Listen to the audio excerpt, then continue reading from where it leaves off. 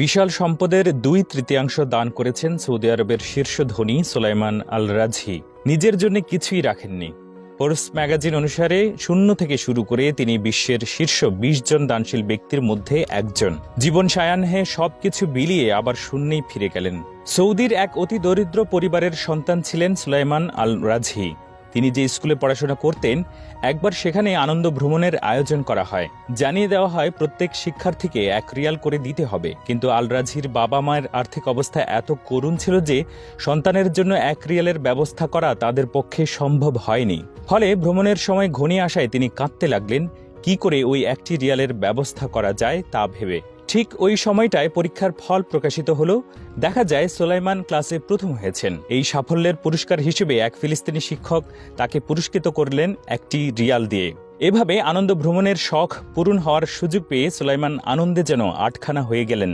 9 বছর বয়সে কর্মজীবনে যোগদান করেন তিনি। স্কুল ছেড়ে দেন। প্রথমেই বন্দরে মাল ওঠানো নামানো অর্থাৎ পোর্টারের কাজ করেন। এরপর দিনমজুর, শ্রমিক, বাবুর্চি, ওয়েটার, দোকান কর্মচারীর কাজ করেন। উপার্জনের অর্থ দিয়ে মুদি দোকান দেন। 15 বছর বয়সে বিয়ের খরচের জন্য দোকান বিক্রি করে দেন। তারপর ভাইয়ের সাথে একত্রে ব্যবসা শুরু করেন। 1970 সালে কারেন্সি ট্রেডিং, মুদ্রা বিনিময়ে ব্যবসা শুরু করেন। প্রথমে সৌদি আরবে 30টি শাখা এবং পরে মিশর, লেবানন ও জিসিসি দেশগুলোতেও শাখা খোলেন। বদলে যায় ভাগ্যের চাকা। শ্রম ও সাধনার অল্প সময়ের ব্যবধানে তিনি আল রাজহি নামে ব্যাংক নেটওয়ার্ক গড়ে তোলেন পুরো সৌদি আরবে। এটি এখন বিশ্বের অন্যতম বড় ইসলামী ব্যাংক। মধ্যপ্রাচ্যে তিনি গড়ে তুলেছেন বড় একটি পোল্ট্রি ফার্ম, যার নাম আল ওয়াতানিয়া পোল্ট্রি। নিয়মিত অর্থ সহায়তা দিয়ে যাচ্ছেন ইসলামী দাওয়া ও দাতব্য প্রতিষ্ঠানগুলোতে।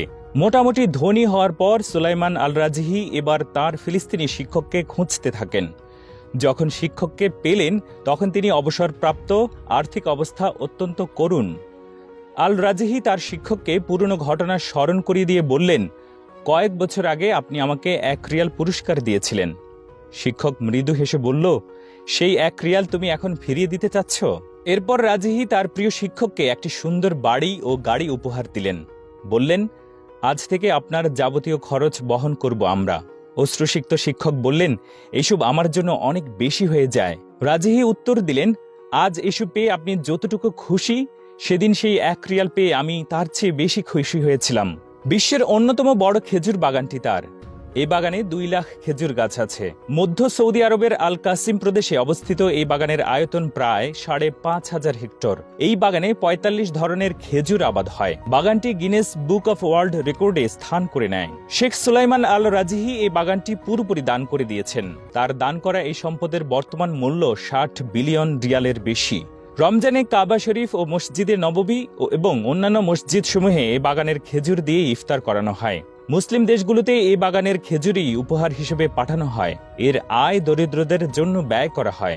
আল রাজহি ব্যাংকের 20% অর্থ সৌদি দরিদ্র শিশুদের জন্য ব্যয় করা হয়। তিনি স্কুল, মাদ্রাসা, কলেজ, বিশ্ববিদ্যালয় ও মসজিদ প্রতিষ্ঠা করে গেছেন। শেখ সুলাইমান আল রাজহি প্রতিষ্ঠা করেছেন সৌদি আরবের অন্যতম বৃহত্তর মসজিদ, মসজিদে আল রাজহি। একসঙ্গে 48,000 মুসল্লি নামাজ আদায় করতে পারেন। মসজিদ সংলগ্ন বিশাল এলাকা তিনি মসজিদের জন্য দান করে দিয়েছেন। এখানে বড় বড় কয়েকটি হোটেল রয়েছে। এসব হোটেলের আয়ের পুরোটা মসজিদের ব্যয় নির্বাহের জন্য খরচ করা হয়।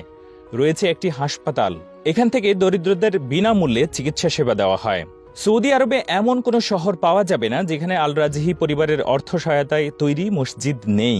এছাড়া আরও গুরুত্বপূর্ণ হল, আল রাজহির পরিবারের অধীনে 15 লাখ কর্মকর্তা কর্মচারী মাস শেষ হওয়ার আগেই তাদের বেতন পেয়ে যান।